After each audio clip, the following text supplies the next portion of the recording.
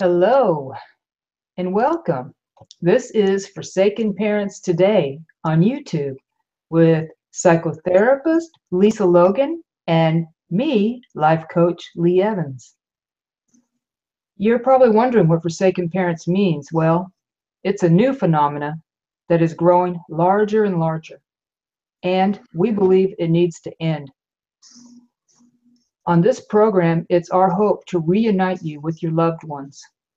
If you would like to have your questions answered and guidance on possible solutions, send your emails to its always about love, the number one at gmail.com. And this email will be listed in the description below the YouTube video. Now let's go to Lisa and see what she has to share with us today. Hi, Lisa. Hi, baby. How are you? I'm good. I just called Lee Hear what baby. you have to share with us today. Listen, I just called Lee baby. And I call my dog baby. And sorry, Lee. Lee is a professional that I have great respect for. I just adore her. And I'm also a professional. I'm making this video because of my experience with a detective today. And I'd like to share it with you. And it's about parental estrangement. What a surprise. And I want to say, I believe that 1 out of 5 families has a parent who is rejected, estranged, and we call us forsaken parents. It's terribly painful. It's the most painful thing that's ever happened to me in my life. How about you, Lee? I agree. Yes. Yeah, I already knew the answer, but I want to make sure that you understand that Lee also is an estranged parent. And now I think she's doing really well. I don't think she's going to be estranged much longer at all. I really don't. She's doing a good job. I've been working hard with her. I want to take credit. So, and Lee will tell you this. I did a lot of things that helped her reunite with her family, right, Lee? Yes. Yeah. Yes. Definitely. But I have not done that with my own family. And I really doubt that I ever will. I have a unique family. Uh, Maybe I'm unique too. You know what, Lee? Doesn't it look like there's pink behind me? It does.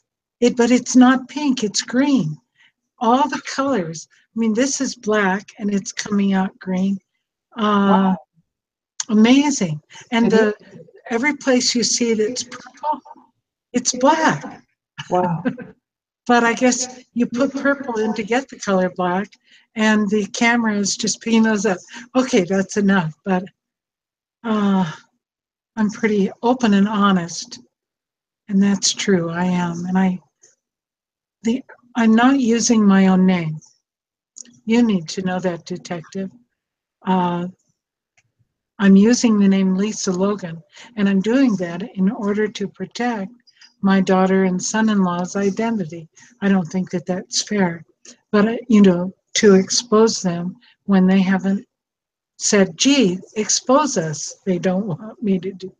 They don't want me to do that. But for several years, more than several, I've been making videos and writing, and I have a good book.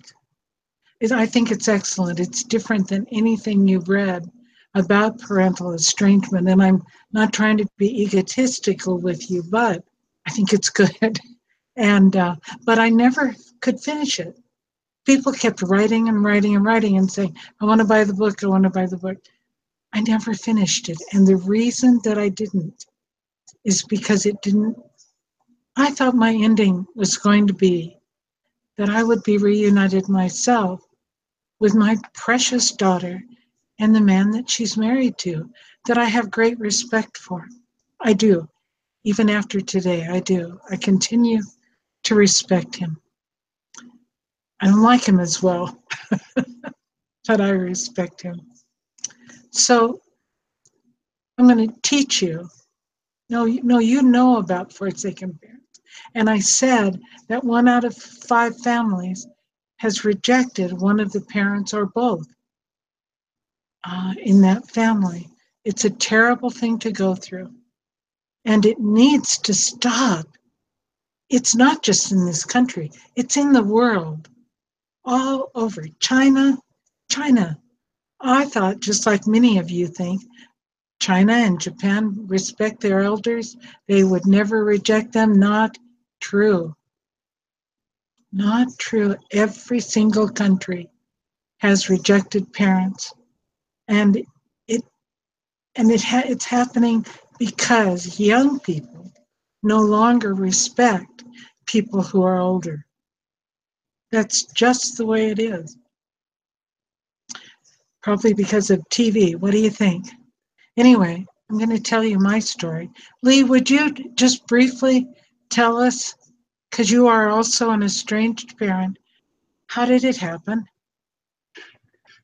Well, as I explained before, it was Well, they everything weren't here before, so. right. It was roses and blue skies. Everything was hunky dory, no problems. La la la la la. Everything's going along, just seemed normal. The next day, everything was turned upside down, totally changed. It was thunderstorms, clouds, rain, lightning, and it was a total switch. And it just blindsided me. I had no idea. Okay, thank you. And Lee, how many years was that ago? Was that about 6? 6. Yeah, long time ago. And okay, so let's go on with my story. My daughter and I were very close.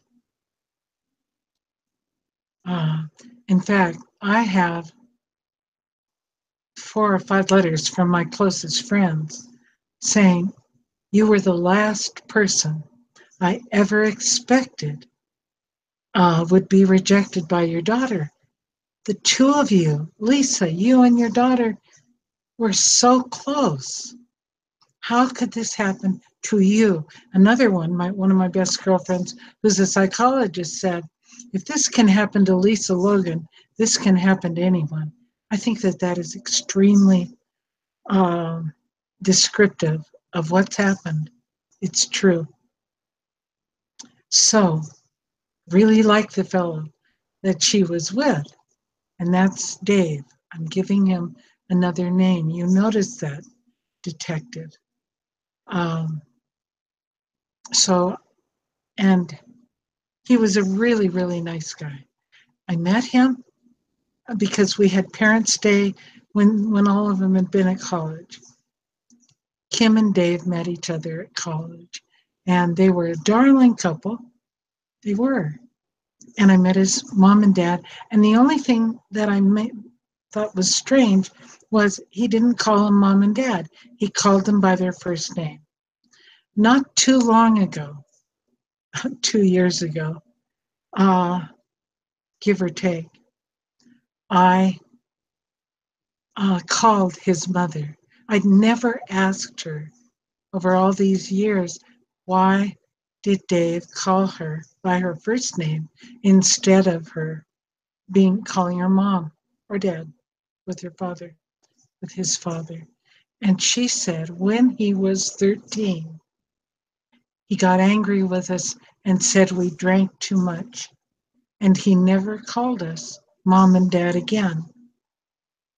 He calls us by our first name. And I said, well, hon, what's that like for you? And she said, it's horrible. It's the most painful thing he could have chosen to do. It's humiliating in front of our friends and our family. And he still does it. And that's true, he does. Okay. So let's go to the wedding. I walked my daughter down the aisle. Now I wanted to perform the ceremony. I sure did. I really did. And I've performed about 100 ceremonies or more, and I love doing it. And I'm good. And what Kim said was, Mom, you can't, you'll cry. And she was right. I would have cried, but not from dissatisfaction. I was so glad they were marrying. Darling, beautiful people together. They have one of those relationships that you all wish you had. So, then a few years later, they were pregnant, and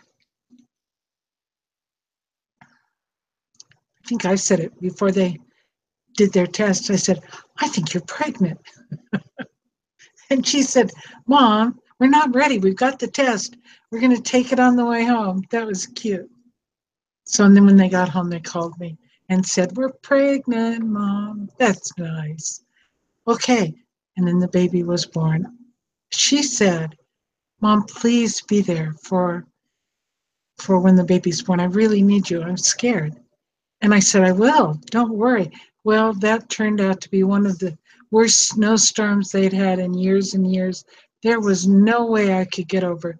I even offered to hire a pilot to fly me over the pass. And no, I could not go. I couldn't, there's no way. So, however, when I talked to her later, because I got there after 3 days, I said, I'm so sorry I couldn't come. And she said something very strange because she looked strange and she sounded strange. And she said, well, Dave and I got to talk, Mom. We got to talk about things that are really important.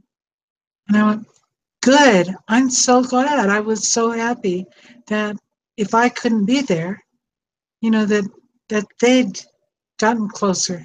That's what I thought, although closer. They again, the best marriage in the world. It's true. 3 weeks, okay, I went over every weekend.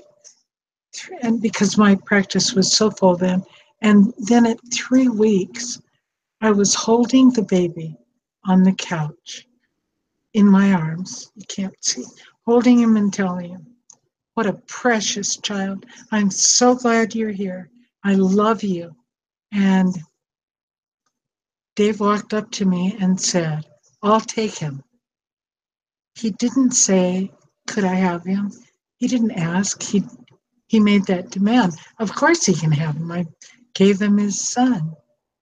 And he took him into the next room and he began to talk to him. And he was loud. Dave is never loud, but he was talking loudly.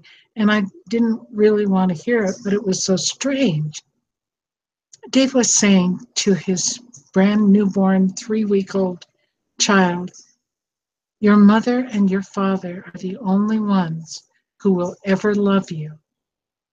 We're the only ones you can trust. Your mother and father love you. Strange, strange. And I felt sort of embarrassed to be hearing what he was saying. I wasn't trying to, yeah. But I know today, or I've known for quite a while now, that he wasn't talking to his son. He was talking to me and telling me that things had changed and that I would not be with that child the way I wanted to, which was simply to be a grandma. It wasn't going to happen. And it never has happened. And I really love him. I do. And there are ways that we could be so close with each other, but it's not going to happen. This is cider, apple juice.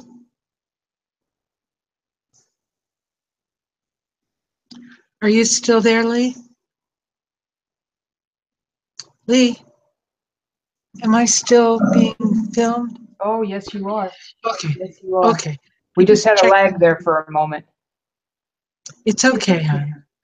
Do you know how lucky I am to have Lee? We both care so much about all of you, and we share the same pain, although I have helped her get very close now to ending hers. I'm so glad. Couldn't, but she's still going to do the program with me. I know she is. Anyway,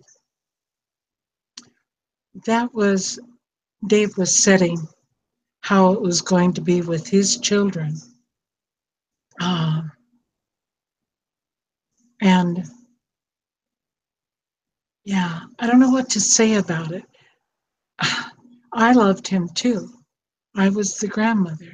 I didn't know why. He didn't catch me drinking too much when he was young or anything else. He had no, in fact, Dave and I had liked each other a lot. I've always liked him. Strange, strange, strange. And Lee had an immediate understanding that things had changed. Mine was gradual, and it got worse and worse. And there was one time my daughter was in so much control, and I thought I'm going to just suggest to her that she ease up with me, but I wasn't talking about me. I was talking about some things that were going on between she and Dave. She looked at me and she said, don't you talk to me about my life. If you do, you'll never see us again. Oh, you betcha. I never did that again. And I'm sad because it kept me from saying one thing where I could have been helpful to them without getting into their life. But because of that, I absolutely knew, and most estranged parents do know, your adult children are in control. That's all there is to it. And they have the power to tell you that they don't want you ever to see their children or come to their home. They have that power. I didn't want to lose my ability to see my grandson, even though we started out with a distance between us. And sad, just sad. Didn't get to be a grandma with him. However, later on, another boy was born, and he wanted attention. So what he did was he couldn't get positive attention. The big brother was getting all the positive attention from his mommy, and he couldn't get it. So he began to act out. Children do that. When you see a child in the mall who is being loud and looks like they're acting out to you, what you're seeing is a child who, I can hear something, Lee. Are you okay? Oh, yes. For Is some that reason, me? you're echoing, but you're still good. Okay. Okay. Are you sure? Yes. Because I can hear the echo too. Okay. Well, if I've got an echo, you guys just have to deal with it. When you see a child in the mall that's screaming or making, what's going on, you can bet that they're probably not the oldest child who's perfect. They're the next one and they're trying to get attention. And that's what my other grandson did. I went to my daughter because she was pushing him away. She didn't want an unruly kid. I went to her and I said, really gently, honey, listen to me. All he's doing is trying to get attention because his big brother gets so much good attention. He just wants attention, babe. And if you'll give him the positive attention. And she said, Mom, mind your own business. Leave it alone. So I did, but I didn't leave it alone because my grandchild was suffering. And I got a chance to be a grandma. When he would run to his room crying, I would follow him and I would sit in there and I'd say, baby, do you have any idea how wonderful you are? No, Grandma, nobody loves me here. Honey, honey, honey, listen to Grandma. I would not lie to you. First of all, I love you so much. You are the most wonderful child I've ever known. You got to believe me, baby. I'm telling you the truth. You're great. And the other part of that is that your mommy and daddy love you very, very much too. And you wait and see. They're going to discover how wonderful you are real soon. Okay. And I loved him, and I used to hold him, and I'd watch TV with him. And every time I went there, and I tried to go often so that I could keep him from having the life he was definitely headed toward. So I wanted to be there for him. And I did not want to take him away from his mom and dad. And I wanted him. The ending for this story that I wanted was for him to be with his mom and dad. Yeah, yeah. And it came. It finally came. It was on a Thanksgiving. We were at Dave's mom's house having Thanksgiving. And my grandson, who I adore, had found his mother to be open and loving with him. And they were sitting across the table from me, and he didn't want to look at me. He didn't know how to handle this new relationship that he had with his mom. And he was afraid that if he gave me any attention, that she'd get angry. Very interesting, but that wasn't, I didn't want it, I knew. And all I was hoping was that I knew that he had his mother now and his father, and that everything was okay. I was so happy about that. And I hoped that he'd come to know that he could have me too, but not in his mom's way by any stretch of the imagination. He never knew that. And the reason for that was the things that they did. If I called, they knew. I don't know whether it was a certain ring from my phone or whether it was just they could see my area code or whatever. But they'd say, no, don't get it. It's grandma. Leave it alone. And they learned in so many ways that I wasn't important. Both the kids did. That I wasn't important. And that I didn't deserve to have respect. One night I was sitting at the table telling stories about my daughters when my daughter was young. She heard me.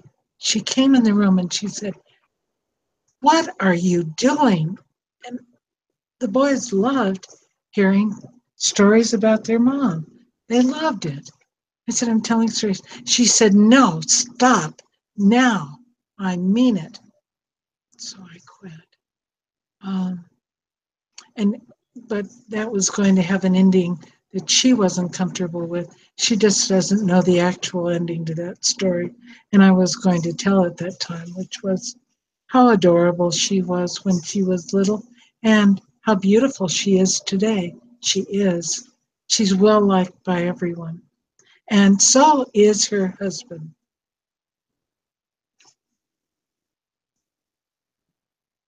When one of the children was going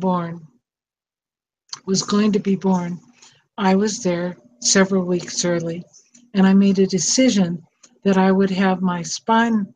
I had arthritis of the spine, so I made an appointment with a doctor who would see me in just a few days. The other arthritic doctor, I don't know if that's what you call them, that was a woman. She couldn't see me for 3 months. So, of course, I saw the one I could see in 3 days. I went in, and he came into the room where they put me, and he said, "I want you to take your clothes off from your waist up and put this gown on." And since he was going to be looking at my back, I thought that was probably a normal request. Then he had me lay down on the table. That hurt because my spine hurt. And so then he gave me a pillow and put my knees up over the pillow, and that gave me some comfort. And then he began to push on me, including my breasts. My breasts, sorry, this gets a little difficult to talk about. He pushed, it hurt. And he said mean things as he pushed. "You want this. This is what you deserve." Stupid things. But I could hardly hear him because I couldn't breathe. He was pushing so hard. And I was just trying to move around so that I could get out of the way of the really excruciating pain that was happening to me. I really wanted to go over on my front. I thought it'd give me relief. And at one point he did turn me over. But then he was heading down toward my private area. And I went, I finally, because of the pain, because of the things that he was saying that were not me that he was talking about, I didn't want pain. Because of all of that, I was confused. But then when he started getting toward my undergarments, my underpants, and put his hands, I moved out of his way immediately and got off the table. I held my robe that he'd given me to cover myself up, and I said, I need to go now. And I felt embarrassed, like I'd done something wrong. You know, that's so typical of victims of this. What the man was doing, and it would have ended up in rape if I had not gotten out of his grasp. He left the room. I got dressed and left and said goodbye to the office workers. When I got home, my son-in-law was there, and I told him what had happened. I said, I went for the exam. The guy was hurting me really bad, and he was going to touch me where he shouldn't have at all. And it was awful, Dave. It was awful for me. And I said, but I really don't want to tell Kim what happened because it might upset her, and she's getting ready to have her baby. I really don't want to do that. And I think he agreed. He talks pretty quietly, so. Okay. So that was a lot of years ago. I'm an estranged parent. I have not much contact with my family any longer. It's deteriorated and deteriorated. And I love them. I do. They're good parents. If they weren't good parents, I would do something. But no, I can't. I could never justify that. This is a wonderful family. And my younger grandson continues to be loved and revered. Yay, I did that. But he doesn't know that, and it's okay. But I got to be a grandma, and I got to save him. So now, all of a sudden, I'm leaving this out. I can't leave this out. I'm laughing because it's one of the most important parts. After I realized, for 2 days, I didn't sleep, and I was nervous, and I went, what's going on? And then finally, I let it sink in. The man was going to rape me, and the doctor that I had seen, had abused me while I was there, had hurt me so it would, I went over the whole thing. I immediately called the police, and the fellow who took my call said, I'm sorry, there's nothing I can do to help you. I see who you're talking about. We have no record on him, and it's your word against his. It was only the two of you in the room. Okay. Then I called the AMA, the Medical Association, and I think they had him, I'm not sure. But they said, we can't do anything, it's your word against his. I called the Department of Health, who is his licensing board and was also my licensing board. And I told the, what would I call him? The counselor? No, I don't know. The fellow who checks licenses and takes stories. And I told him what had happened, and he said, I'm real sorry. We can't do anything. It's your word against his. But I will tell you, and I'm telling you on the QT, 3 other women have reported him. And it was the same thing. We can't take it, but 3 other women have complained about him. And I said, well, then can't you do something? Can't you hear what I'm saying? I'm here. I'll do anything to put a stop to what he's doing. What if he's hurting little old ladies? What if he really hurts them? What if, I mean, the man can rape them. And he said, I'm sorry, we had nothing like that in any of the records. And that was it. So next I called the newspaper and I spoke with the reporter. He was really nice.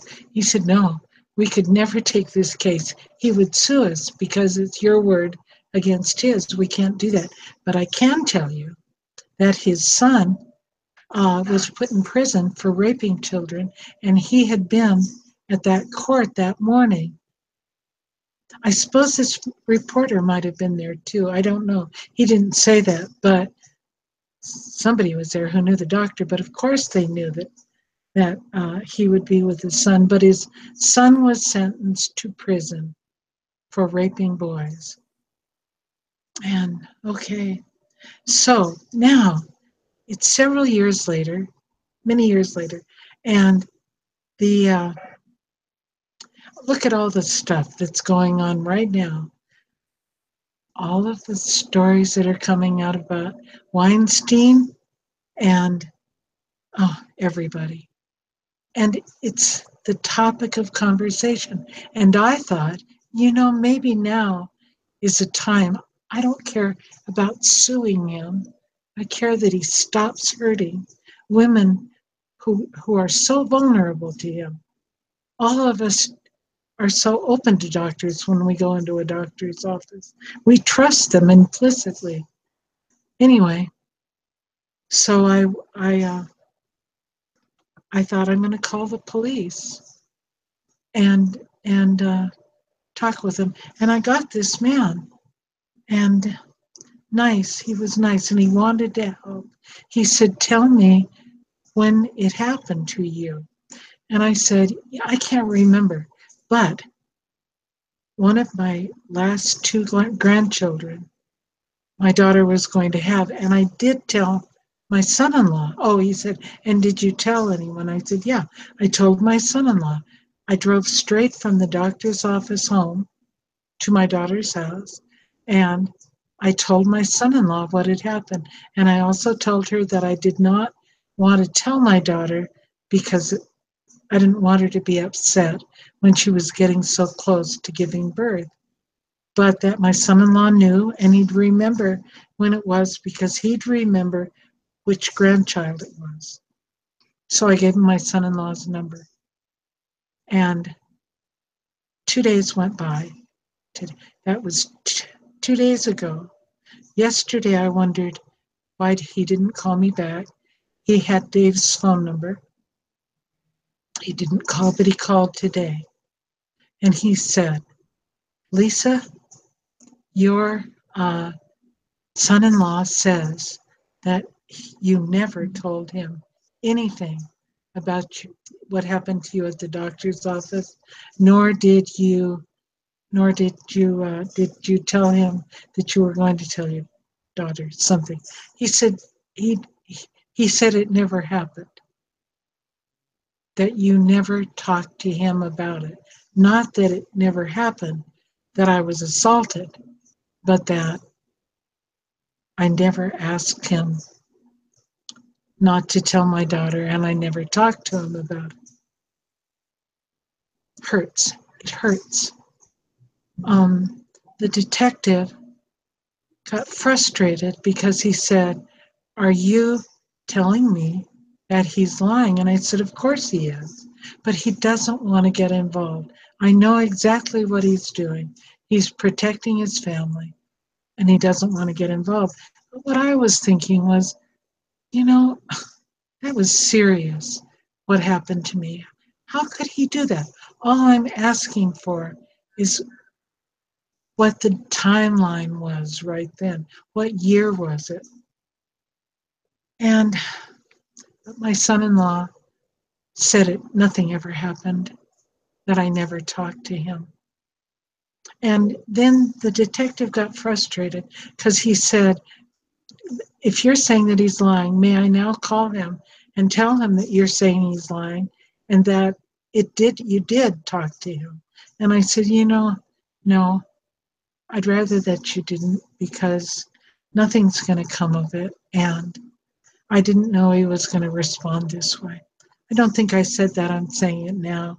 Had I known that he was going to respond the way he did, I would have never, ever given his name and his phone number to the detective. And the detective, there's nothing he can do to help. And there are no other women through all of this that are complaining to him. Too bad. I was hoping that we would, because this man is still in practice, the doctor. But my issue is my son-in-law. It was painful today. I want you to know that, detective, if you watch this video, because I want you to know about estranged parents and that this is what we look like. This is the way we talk. I have never been a bad parent.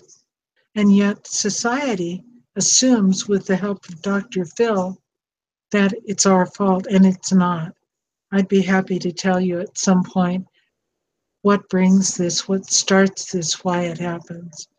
And it's on one of my videos, and if you're interested. But I think that policemen ought to know what's going on too, because I immediately clammed up, sort of, and was no longer interested. First of all, I was hurting, and I didn't want to cry. It hurt me that my son-in-law would do something like that to me, although it doesn't surprise me. And secondly, it was humiliating to me. So I think that's it. Lee, are you there? I sure am. What you thinking right now? I'm thinking that it's another type of rejection that an estranged parent goes through, and you don't know what type of rejections you are going to wind up going through until they happen. Yeah. And it all hurts. Very painful. In every way, you are negated as the parent, and it happened to me today. I want you to know,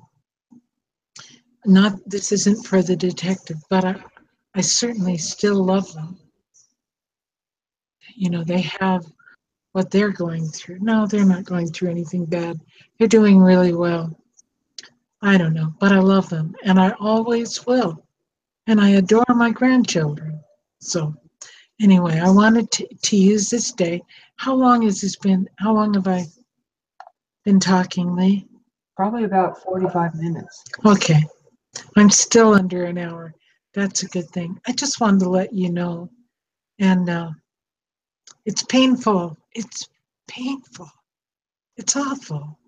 And I don't, I think it was hard on the detective because he wanted to help me. And I went, that's it.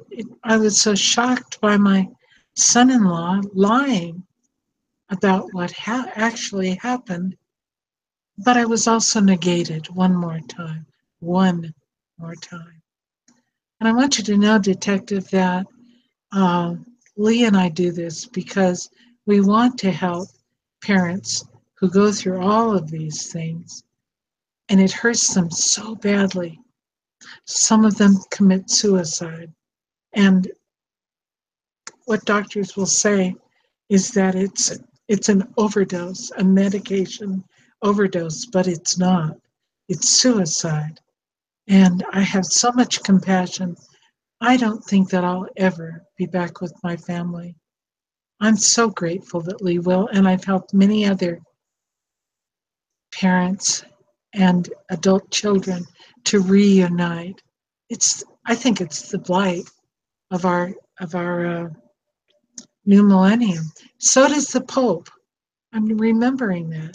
The Pope listed the 3 worst things that are happening. One, of course, was hunger, world hunger. I forget what the second was, but the third was the rejection of older people, of parents. He said that the three worst things, and I love the Pope, by the way. Love that man. I love to hear what he has to say. So I just want you to know this. I thank you for watching this video, and Lee's going to tell you, the detective, if he ever wants to call me again. I understand that there's nothing else that you can do unless I do something, and it isn't going to change it. It isn't. And if I don't know, I'm sorry that I kind of let you down, but I didn't mean it. I didn't mean it, and too painful. But I don't know. But what, Lee? What am I saying? Say something. You know, I never get lost here, and You I'm never get lost lost. right now. Huh? It is. It's painful. It's Yeah. painful, and you weren't expecting it, No. and you were doing it to try to help. And sometimes what we want to do and what we set out to do doesn't turn out the way we hoped, especially when we're dealing in this type of situation. Basically, parents, they're good parents. They're trying to do the best for people around them, people they meet, new people, friends, family, their adult child that's estranged them, and everything with a good heart, good intention. But you never know what the other side is going to give you, just like what happened with you. You just never know what the response is going to be, even though it's out of the goodness of your heart. Now I want to So, say something. Oh, you go ahead. You can keep on. I love what you're saying.